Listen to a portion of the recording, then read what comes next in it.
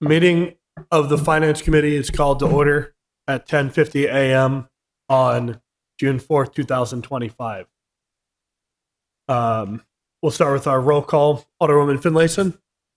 Present. Alderwoman O'Neill. Present. And Alderman Huntley is present.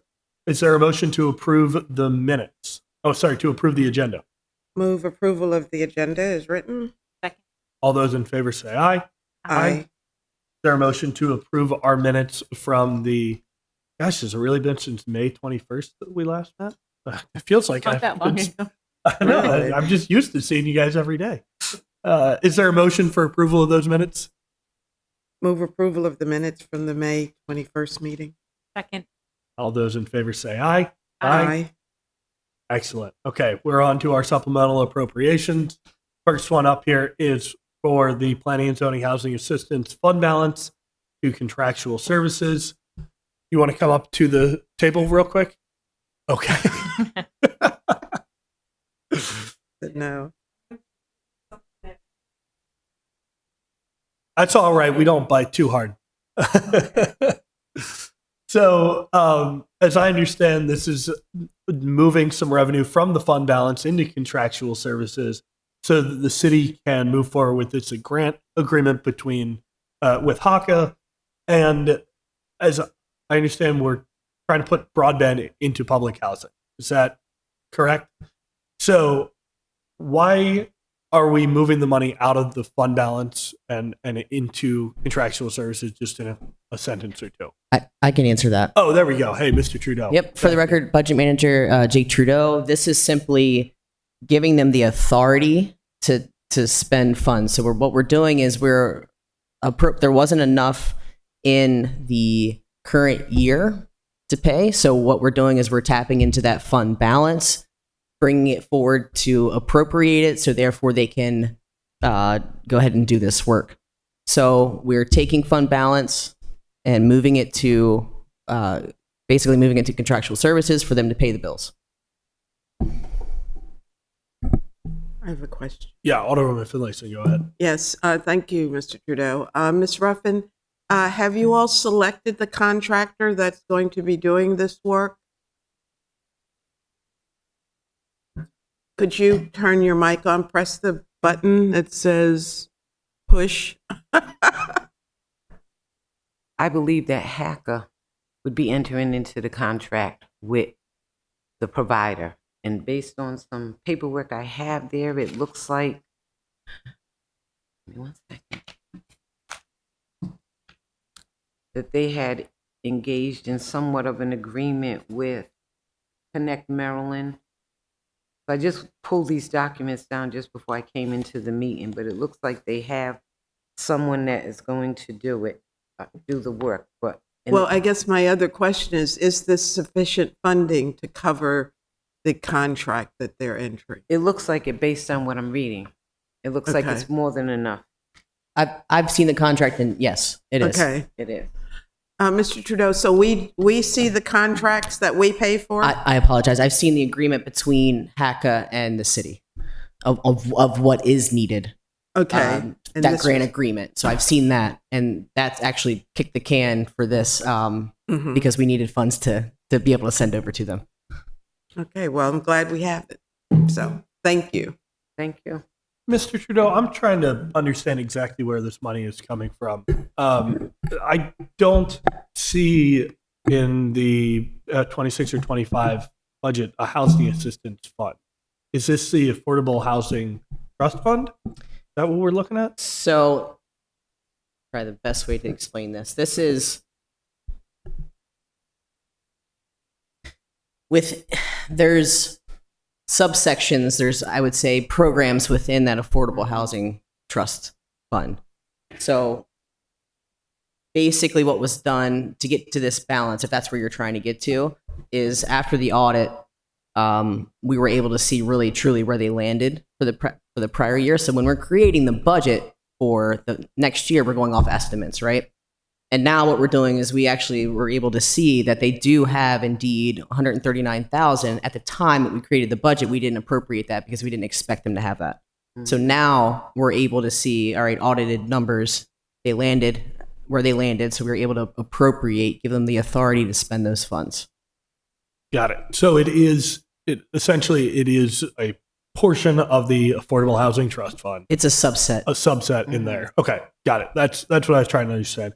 And so just making sure, one of the things I remember from the mayor's proposed budget for FY26 is that we're spending down a good chunk of that fund balance in the Affordable Housing Trust Fund. I think I have it in front of me. It's like $1 million that expenditures are going to exceed revenues for that in FY26. So I just want to double check that if we are using this fund balance now, is that going to impact the FY26 budget that we're going to need to approve? Is that going to be part of the balancing That's a amendments? valid question. And once if you all approve this, right, we will make sure if we need to modify that in our balancing amendment we bring forward, we can do that. Okay. All right. Mr. Chair, I'll make a motion that we give a favorable recommendation to SA 3225. All those in favor say aye. Aye. Aye. Thank you very much for being here. Hopefully, it didn't scare you too much. You did. Thank See you later. Have a nice day. you. Thank you. You too.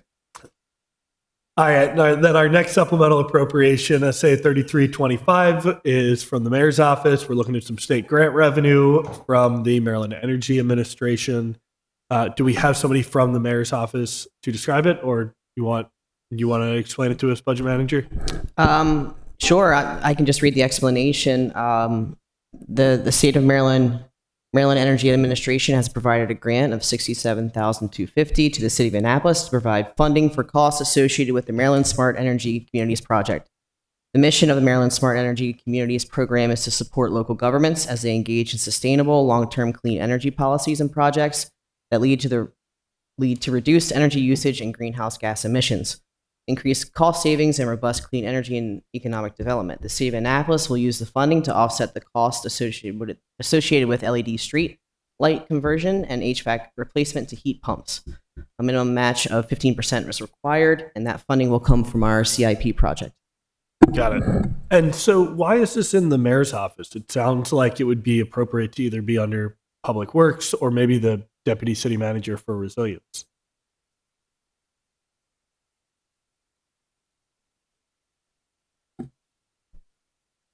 You want to put a pin in this so we could I ask one of them to run do. over? It should be under it should be under the city manager's office, not the Okay. mayor's office. So we can make that correction. And that's something we can Yep. fix it in post, as the city attorney likes to say. It actually has in the grant, that it is under city manager for resilience.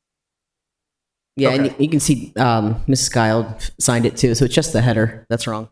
Okay, got it. Yeah, I mean, it makes sense to be under her. So I just want to double check that. Okay, You are correct.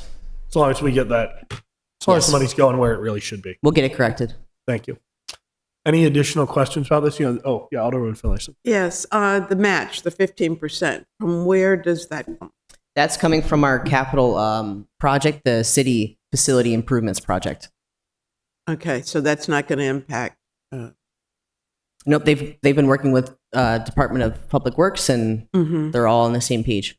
Okay, good. Because the question the chair asked was going to be my question, why this wasn't in Public Works or in the deputy's department. But thank you. All right. Any additional questions? Confusions? Nope. I'll make a motion for favorable recommendation of SA 3325 to the council. I'll Excellent. second that. Thank you. All those in favor say aye. Aye. Beautiful. Moving right along, we have one last money thing, fund transfers. The FT 1125 for salaries and benefits in the transportation department. So, am I correct that this is why you're here, sir? Dr. Dua. Thank you very much.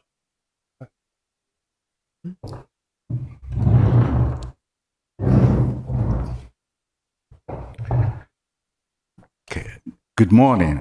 Good morning. Ajimendua, Deputy Director, Transportation Department.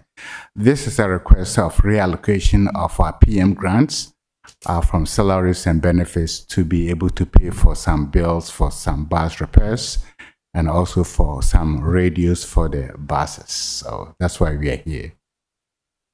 Makes sense to me. And I assume at this point in the year, you all are, you have enough left in salaries and benefits. You're aware of that. And so that's why you're transferring it out of there. Yeah. Yeah, that is correct. We did work with the budget team to come up with these recommendations. Great. Any questions? I do have a question. Is this enough for radios for all of the buses or just certain ones? Yeah, for all of the buses. Typically, when we do get a new bus, it's one-on-one replacement. So we will take the radio from the old bus that is to be retired into the new one. However, with the procurement of electric buses, typically your electric bus is 1.3 to 1 diesel. So we got 2 electric buses, which means that we need additional radio for that. We also had funds for 2 large buses, which we work with MTA to use the funds to buy 6 smaller buses to be used on the go time, which means that we need additional 4 new radios. And we also have an order for 2 smaller electric buses that will be coming very soon. Again, it's not one-on-one, so we will also need additional radios. So with that, that will be enough for us, for all the buses to have the radios that they need to communicate with the dispatch. It sounds like a lot of radios, but not a whole lot of money. But if that's what you say is needed, then it's all good. Thank you. Yeah. No No additional questions? All right. Is there a motion to approve FT 1125? Mr. Chair, I'll make a motion that we give a favorable recommendation to FT 1125. Second. All those in favor say aye. Aye. Aye. Thank you all for being here with us. Thank you. Appreciate you explaining it. Appreciate the work you do to improve our transportation system. All right, the fun stuff. Moving into legislation. First up on the agenda, we have 0825, the lease renewal for the Chesapeake Children's Museum. I know this has been kind of an interesting one. I've been looking at this actually since I first got on the council, and I think we needed to make some improvements to this lease. So I'd ask maybe the city manager who just walked in, if you could walk us through what, or the city attorney who's sitting over there, if you could walk us through what's different about this lease and the issues we needed to work through before we were able to get it on the council's agenda.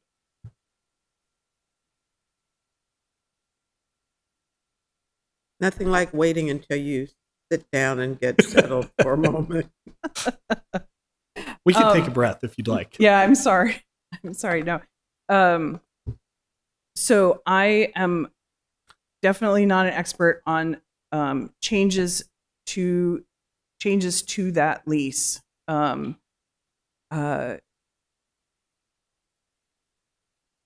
I get back to you on that question? Let me Sure. refresh my memory. Yeah. Sorry. No, that's totally fine. I understand. You literally just walked in.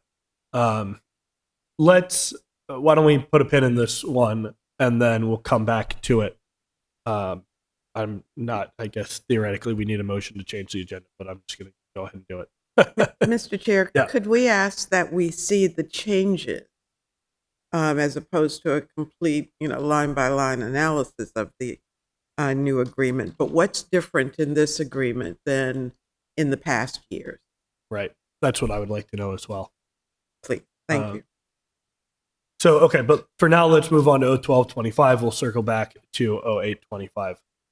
So 01225 is prioritizing affordable spending through expansion of Financial Advisory Commission duties. We don't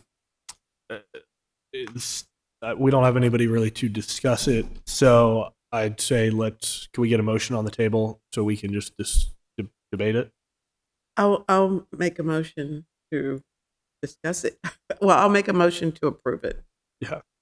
Second. Okay, thank you. So I'll say I don't love this bill. I understand where Alderman Arnett is coming from with it. I think I know he has a special place in his heart for the Financial Advisory Commission that we both join, and I do think they are an important part of the city. But a lot of what is being asked here seems to be the duties of a good finance director. And I'm just not sure that I like the idea of outsourcing that or duplicating it when really we should be trusting our finance director to give us good advice on what can we afford, what can we spend. And I also don't like, there's a part in here that requires it to go into the budget, I think, which God knows putting together the budget is hard enough already.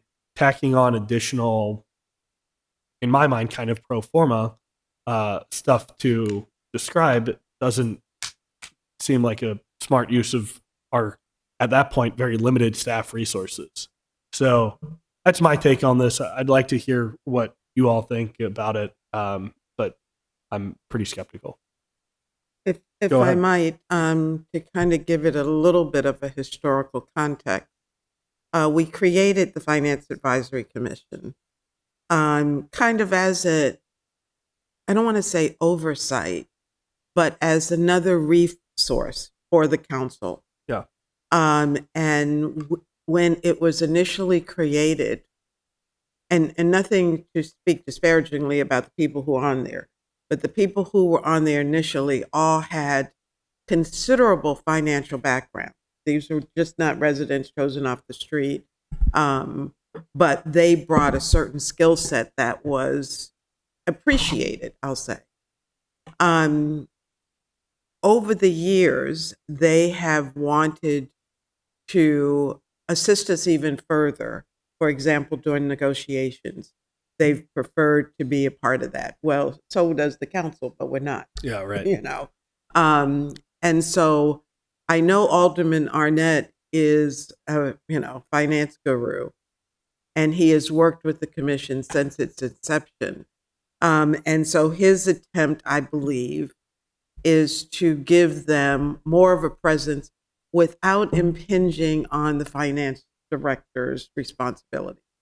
But I would be interested in hearing from Mr. Trudeau on how, and even Ms. Moran, on how this would impact what you do. And if there's a positive and or a negative, I think we should know what those things are. One last thing, and then I'd love to hear from the budget manager, and yeah, definitely from the finance director if she doesn't mind running up. But some of also what I'm seeing in here overlaps with the resolution we recently passed to have a spending affordability report. Like, it just seems like we're kind of tacking on things to things. But yes, I'd like to hear from Mr. Trudeau, and I'll try and find that other resolution we recently passed. I will say that we are always going to be supportive of additional resources of a third party looking at things and helping us. Our concern is the requirements that are within this legislation, and there's a lot of shall include items, and we're concerned that we may not be able to find a consultant or a group that could assist us with all of those things. I would encourage us to change the language to should consider instead of shall consider. But any information, any additional information to help us do our jobs more efficiently and effectively, we will always be open-minded to. Again, we just to give you all some background, we did reach out to the alderman spoke about Resi in particular. We had some conversation. I'm sorry. What? Resi is a group that the county uses, and they've used them for a very long time. They write the spending affordability report for them. So it was our intention we actually had a meeting with them to discuss things, talking about this legislation, and they initially declined to work with us because they feel like it's extremely duplicative of the work that they already do for the county. So as of right now, we could not utilize that group to do this work for us. So I would encourage us to see if, again, I want to be clear that this intention is great. Anything to help us, we will always, be supportive of.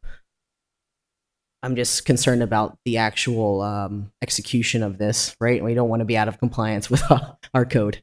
That's all. Well, may I ask, Mr. Trudeau, could you give us recommendations, I'll call them, which terminology where?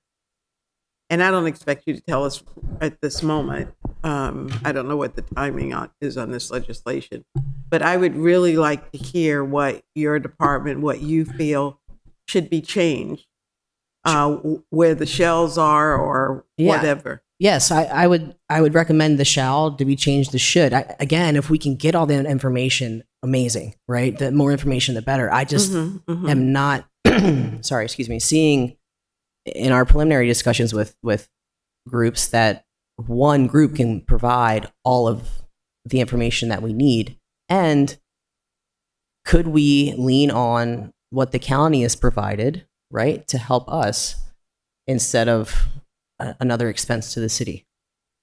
What I'm asking you to do is to give us an I see. amendment Yes, ma'am. that will I would. clean this up to make it palatable, hopefully, for the alderman. Sure, I don't want to do that without my director's support. So if I could work with her and the Absolutely. assistant city manager, I could provide that to you. So maybe I should be asking the city manager to endorse my request. Yeah, no, we can definitely do that. And I had noted in the staff report that depending upon the circumstances and what's kind of the larger situation that the city is in, there might be other things as well. And so giving Mhm. kind of giving a flavor of, we should be looking at these kinds of areas, but the specific data that you're referencing to evaluate that might change over time, Mhm. Mhm. depending upon, are we in 2008 again, or are we, somewhere else? Yeah. Mhm. Yeah. I want to turn it to Thank you. Alderwoman O'Neill, and then I have another concern to bring up. My initial thought when I read this and some discussions that we've had over the last few weeks with different departments is I actually think that this legislation should be a springboard. Basically, this is an advisory commission that is asking for more opportunities to advise us. And we have other advisory commissions, and I'm going to call out in Rexham Park, that is actually falling apart because that particular commission has had quite a few people come off that commission. Alderwoman Finlayson made reference to that commission having some issues over the years. I think it's a springboard for us to take a look at all of our advisory commissions and committees to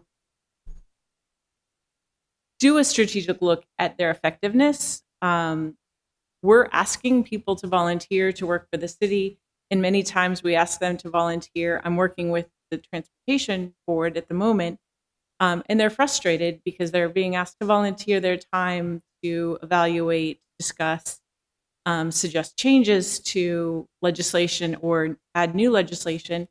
And sometimes we listen to them and sometimes we don't.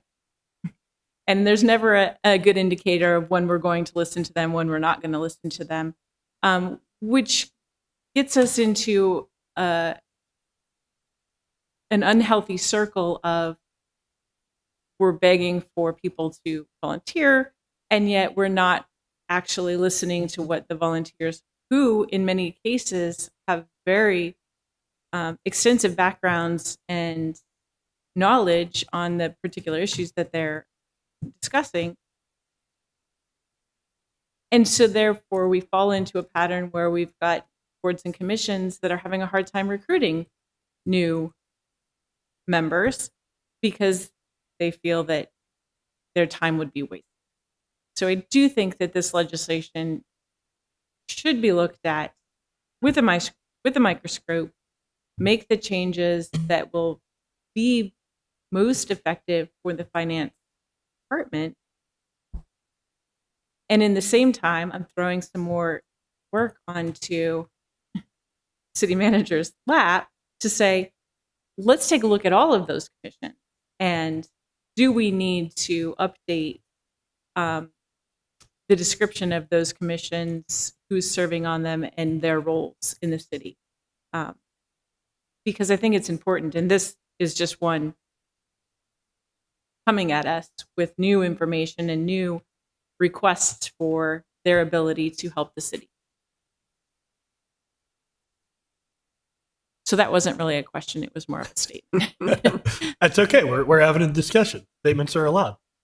So here's my other significant concern with this, and we talked about this at the Financial Advisory Commission meeting, that their report is required to be provided by October 1st, which is really early. I mean, I know the mayor's budget and the city manager and department heads are starting to think about the next budget by that time, but I'm confused. Like there's a lot of information that they wouldn't have from the previous year to know, that makes me think by October 1st, there's just not a whole lot you can say. There's too many unknowns still, is what I'm getting. And to Alderwoman O'Neill's point, it seems like if we task them with doing this by October 1st, and then there's just not a whole lot they can say by October 1st, then it's not going to be a particularly useful work product to us, and they're going to get frustrated that it's not useful to us and we're not using it. So I worry about that timing. On the flip side, I understand that if we make it too late, well, then it stops being useful also. Everything's pretty well baked. But I think that just speaks to why there's a problem with doing this overall. May I interject? Can I hear, is it related to this? Or Of course it's related Okay. to this. I just wanted to make sure. Just a little bit of background again. October 1st is already a quarter beyond the end of the fiscal year. Right. So it's not like we won't have any information. We'll have all the information.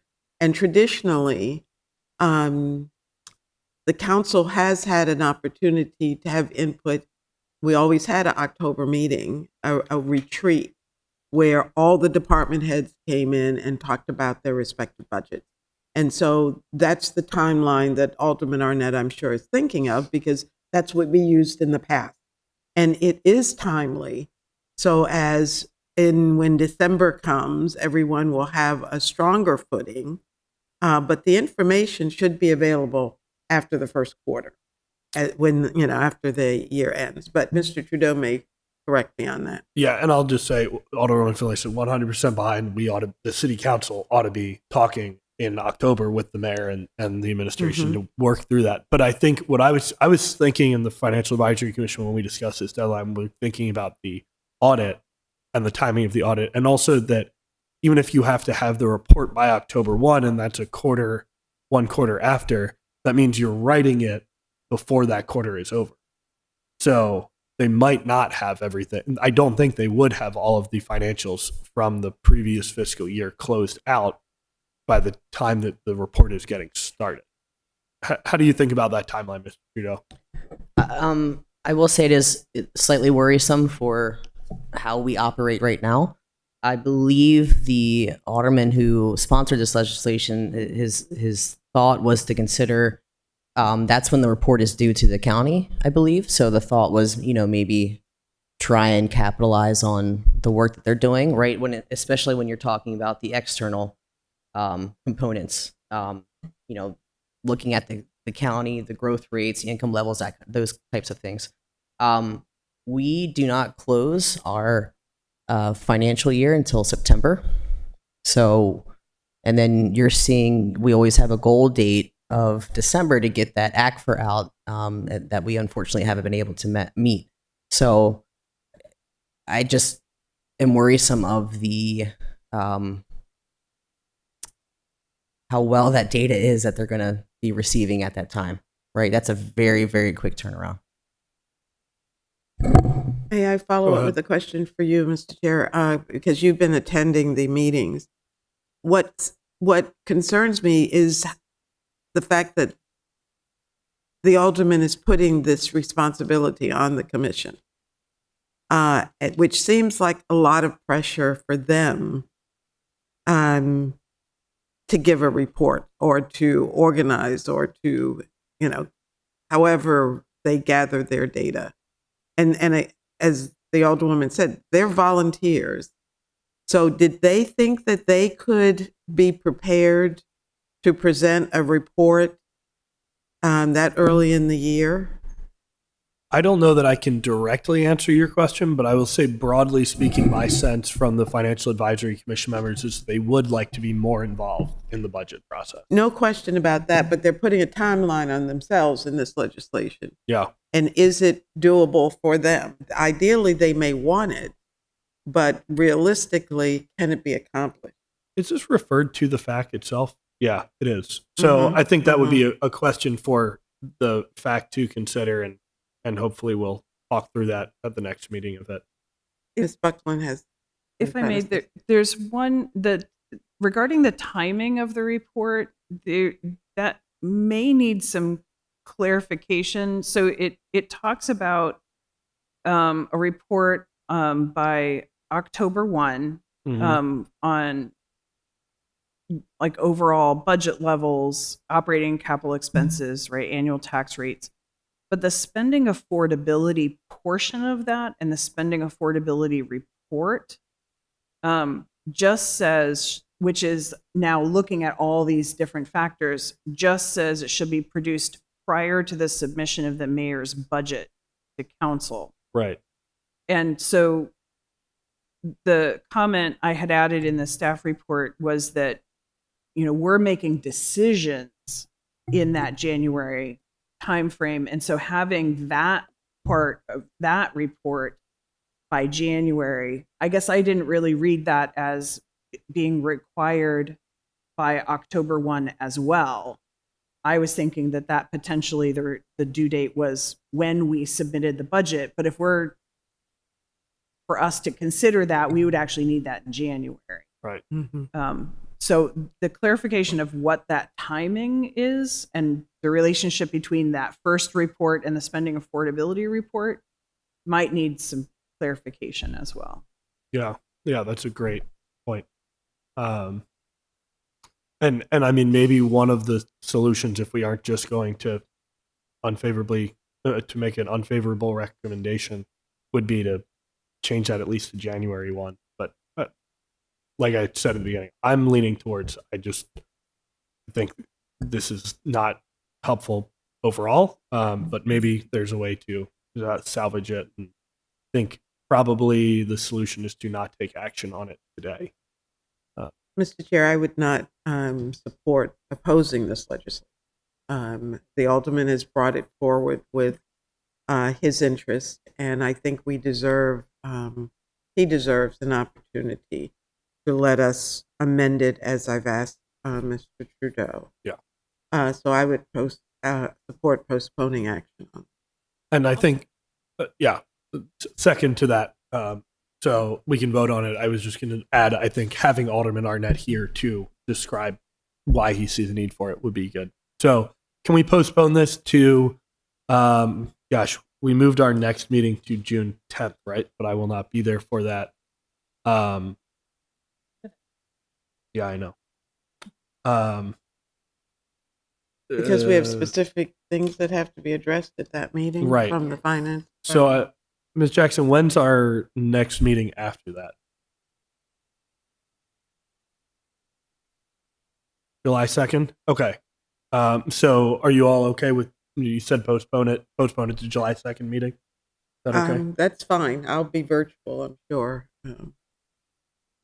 Got big 4th of July plans? I'll be in Wisconsin, so All right. So the motion on the floor is to postpone consideration of O1225 to the July 2nd Finance Committee meeting. All those in favor say aye. Aye. All right. Thank you. Last, well, I guess not last, because we're going to come back to 825. But next we have R2225, City Supported Special Events in fiscal year 26. This is waiving fees for our city supported special events. And I would maybe turn it to the city manager just to give us a high level overview of this before we start talking. The typical practice for us, and I had been hoping that Felicia would be here to answer specific questions. I'll reach out to her because she was intending to be here. Is that if there has been a history of city involvement, support for activities. That's our default, is past practice essentially, and then obviously if that's something that so for new things, if council has independently dealt with them twice, then we typically would add them to the list. Obviously, at the end of the day, that's at council's discretion. But that's how we start. That's the default. Yeah. Okay. I'm guessing Alderwoman O'Neill has something to say about this. So all yours. Thank you. I just have a couple questions. Traditionally, these events, all of them, have either started or ended or taken place from the Annapolis City Dock. And I know that a couple of things have moved, like the Kunta Kinte celebration has moved to the Navy Stadium. Is there any consideration for holding off on any of these events this year, as some of them, especially happening after October and into next year, are going to have to take place in areas other than the city dock, which could impact fees, services needed, things like that. Would it be prudent for us to go ahead and blanket all of these when we don't know what that situation looks like? Great question. Yeah, I think you're correct. The location for a number of things is being affected by the construction at City Dock. I think there are a couple of ways of approaching that, and it depends obviously entirely on your comfort. You could say, you obviously could just maintain the status quo. You could say that we would authorize a waiver up to last year's amount that was used, and if those expenses end up being higher, we would need to come back. You could choose to say the ones that we're sure of now, we'll do now, and when we know more, we'll do the others later. I think all of those are and I'm sure there are others as well, but I think all of those are perfectly legitimate ways of approaching that question. But you are correct. There's unknowns in that picture at this point for ones that have traditionally been at City Dock but won't be there because of construction. Can I stay on that line of inquiry? So if we were going to do that, because I really like that idea of just kind of giving us that insurance. We wouldn't necessarily want it to be exactly what it was last year because costs go up. So we'd probably want something like last year plus 15%, 10%, something like that. I know we had a spreadsheet of what the costs were for this. But off the top of your head, Mr. Trudeau, do you have an estimate of how much higher they were than last year? Not off the top of my head, but I can. I've got a lot of numbers in my head this time of year, but I was can gonna say, that's fair. definitely look that up and get back to you. Okay. Yeah, I don't have that spreadsheet right in front of me, but I think that could make sense, is to say to add an amendment in here saying something like, full fees means the value of the right to lease. So designated for the result that there shall be a waiver of certain fees identified in the staff report and incorporated by reference. So we could just say we could change what those are and have them be up to. Well, I guess we are only doing it for what's in the staff report. Right. I guess my idea would be to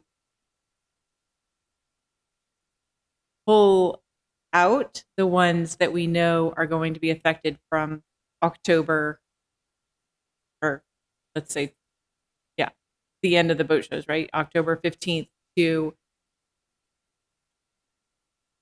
the end of the fiscal year, because we don't know. And what if they decide either not to have them in the city, or we've authorized waiving of fees of things that we don't necessarily know.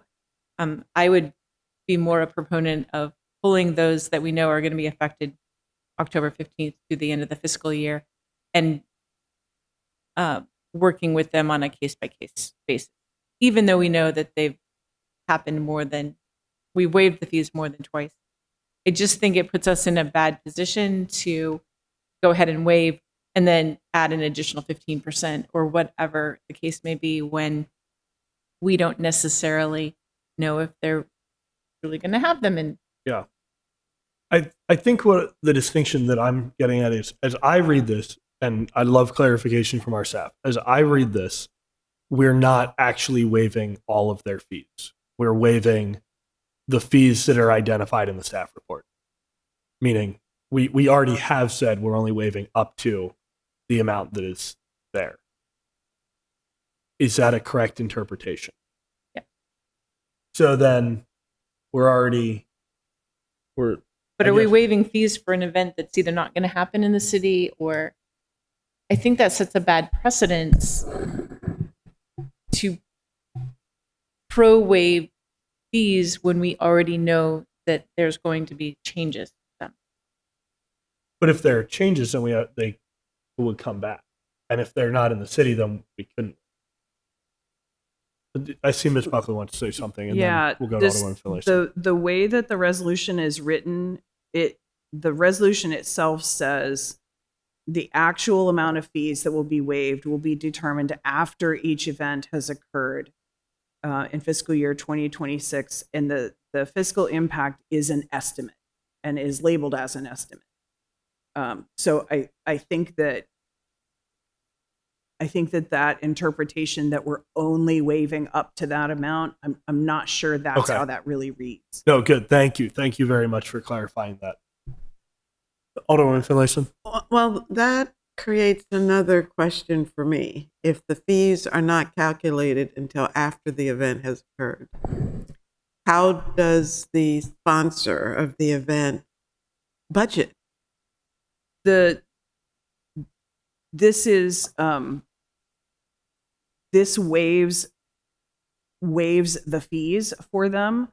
The estimate is based on how much support the city ended up providing last year. If it ends up being higher than that estimate, the city is still waiving the fee because the resolution is around waiving any fees associated with those standard services, police services, parking, so it shouldn't affect the organizers. Like if they're on this list, they should have some assurance that the city is not going to, you spent $2 extra than this estimate, and now you're going to get a bill for those $2 extra. That's not how that works. It is a waiver of the fees. Here's an estimate of what that likely value is. But I we will understand yeah. that the fees may be different. Police coverage, for example, is going to depend on where it is, how many officers are used, and whether it's overtime or, So I understand that. I still am not clear on the organization getting an exact number after the event.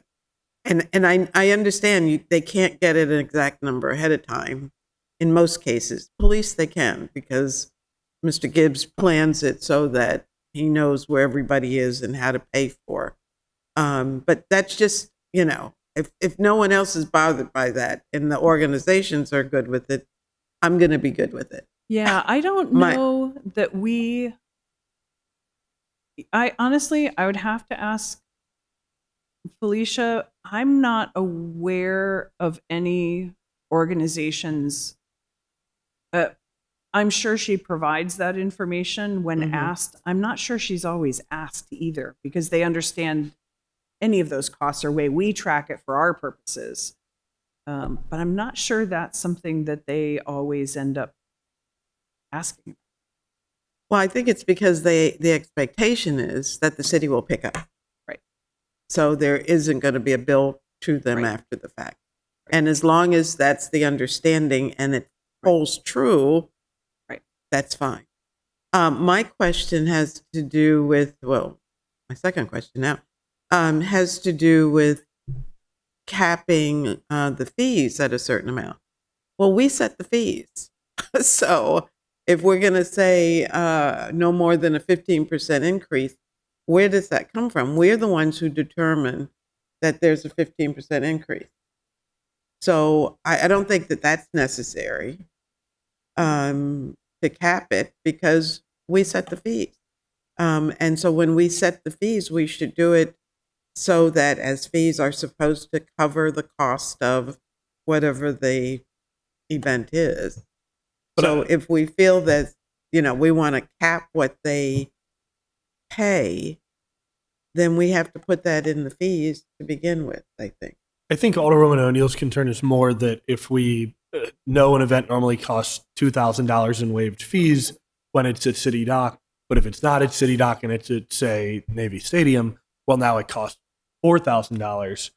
We shouldn't necessarily be adjusting the fees themselves about that because they really are, in my hypothetical scenario, using more services. It's that we don't want to put ourselves on the hook for too much of that cost. Well, and like I said, the expectation from the organization, and having worked with many of these organizations, the expectation is that the city's going to pick up the cost. And I'll just point out that the estimate that's there, or the ending fee amount, or the cost to the city, it does depend on like who signs up to provide that police coverage, and because that's a reflection then of truly actual costs. So it varies. In general, I think Felicia does try to estimate a little high, but regardless, I think it's a fair question. I think there are a number of ways of approaching this uncertainty that's around that.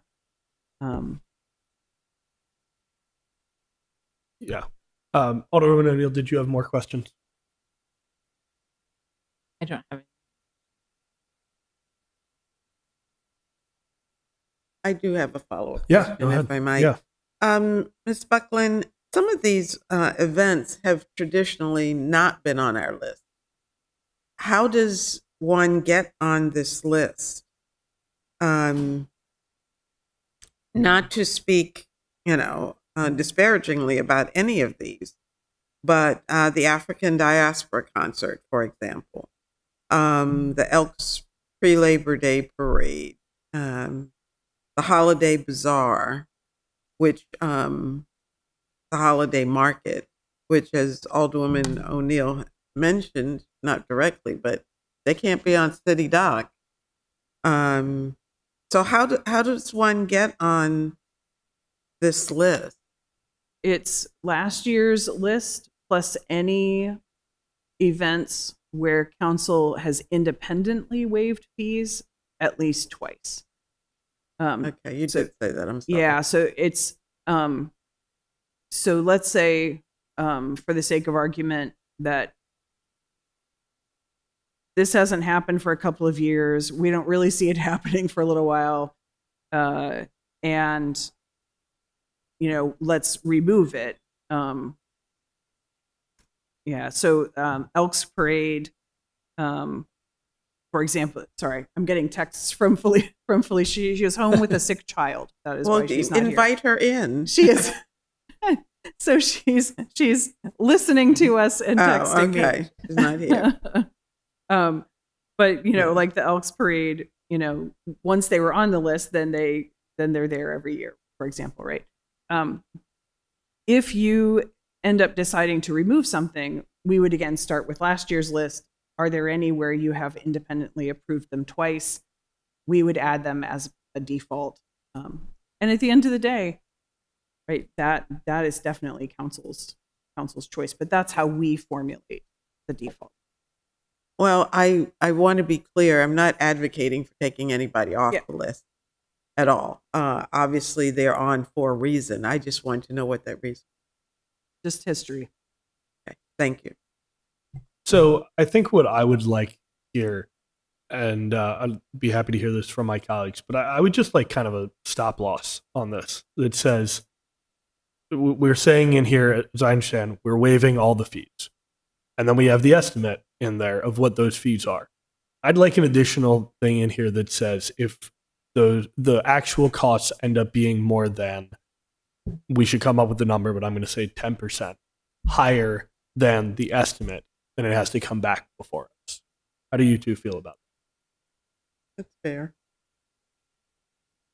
That's fair. that? So, Ms. Reuter, could you maybe work on an amendment to that effect?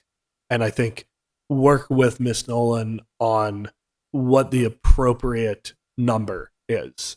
If it is 10%, or I think looking like she would be able to tell us what a typical amount of variation is, and recognizing also this potential of City Dock, that we want to be somewhere, we want to set the number to be somewhere outside of the typical range of variation, but below what an extreme change because of City Dock change would be.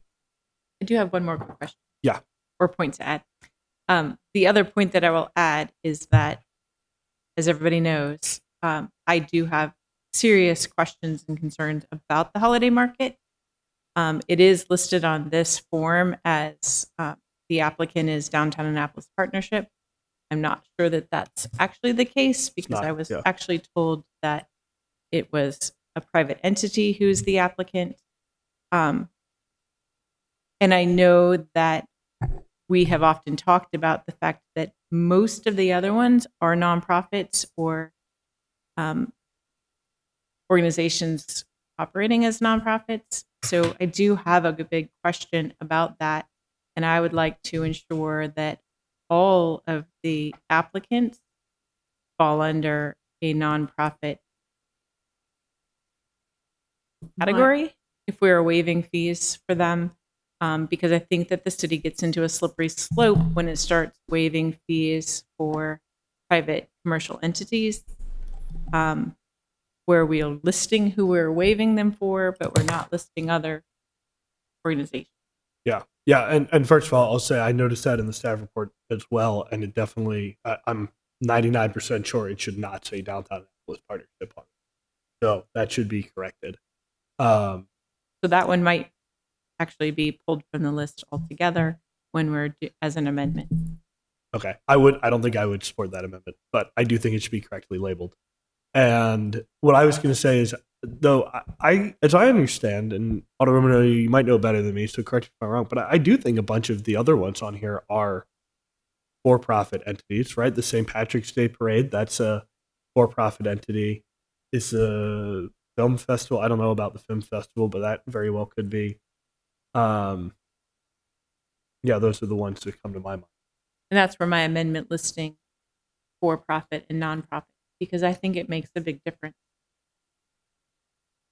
On the flip side, I would say I think for-profit entities can have public benefits, and they might not have those public benefits if the economics of it doesn't work out. So, I wouldn't be supportive of saying blanket we shouldn't waive fees for for-profit entities, but I understand where you're coming from. So, yeah, Ms. Buckland. Yeah, just FYI. So for last year's application, the application itself listed both. It listed both Depp and Evans. So both of them appeared. Both names appeared. I think the question ended up being kind of who's primary in that. And But who's being left out completely? If you pulled up the permit, you'd see both. Thank you. And the thing that I understand is that the holiday market, even though it is run by a for-profit entity, then goes and gives money to the Downtown Annapolis Partnership, which pays for, as I understand it, part of the advertising for midnight. So my worry is that if we don't waive those fees, and this is truly just my worry, I'm not repeating what anybody else said to me. My worry is if we don't waive those fees, then what ends up happening is we get less advertisement for Midnight Madness, and it hurts our downtown businesses. But it's worth having the conversation. So on this one, I think we should postpone action until we need to get it done before July 1st. So I think it should go to our next meeting on the 10th, which I won't be here for. But I would propose a motion to postpone action on R 2225 to June 10th. Mr. Chair, I'll make the motion that we postpone action on R22 until the June 10th meeting. Second. All those in favor say aye. Aye. Okay. And then we're going to loop back to 0825. We have additional information on that. I was able to track some down, so hopefully I'll be a little bit more useful. For the most part, the lease is very similar. There is a little bit of additional language to clarify their responsibilities around the building itself. The original lease had some of that language. There's some modifications in there, not huge. The general expectations are the same. The biggest change, I think, in terms of the relationship around that lease is now that we have central services here, all of the leases, including theirs, will be getting some additional oversight and probably just frankly a closer relationship between the city and the folks who lease from us. So I think that the oversight component of the lease is likely to look a little bit different. The lease itself, not so much. Gotcha. Because as I remember, and apologies, I'm not remembering all of it, but there was some issue with how the building was or wasn't being maintained. Yeah. That was so that you feel it's been covered within the changes to the lease. Yeah, there was already some language in the old lease around that. It's been strengthened a little bit, but like I said, I think the biggest change is now that central services here. I think a little bit more active oversight, a little bit of a closer relationship. I think that's really where the difference lies. It's less actually in the language itself. God knows we do need that on quite a few of our leases.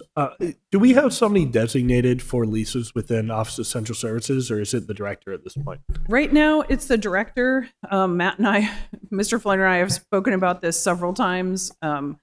And this is honestly one of the things that I am looking for from a director of central services is both some suggestions about how to organize ourselves better, to keep track of that stuff better, more closely, and then also to give us some suggestions about how to organize ourselves on the staffing side of where do we have deficiencies, where do we not really have the kind of resources that we really should have to keep track of that.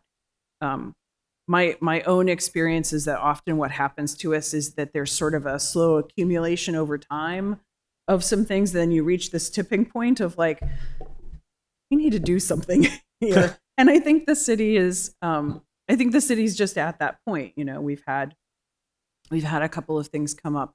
So that is part of what I'm looking for from him, is some suggestions that will feed into our overall planning. But right now, you are correct. He is the man. Good stuff. Any additional questions from either of my colleagues? No, I think we've come a long way with dealing with the museum, and we have finally taken over responsibility of our building.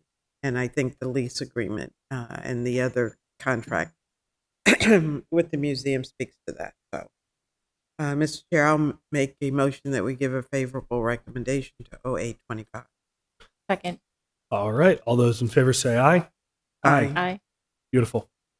Last thing on the agenda is our update from the finance department. Mr. Trudeau, you got that for us?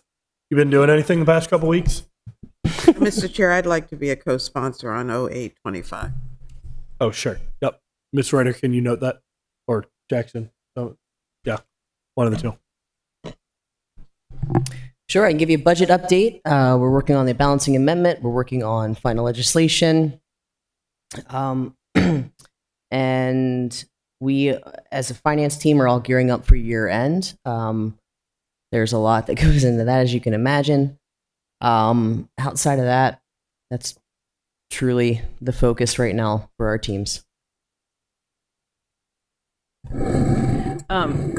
I will add that there's some joint work that's happening between Department of Finance, IT, procurement around several different initiatives trying to make finances work a little bit more streamlined, the departments work a little bit more streamlined,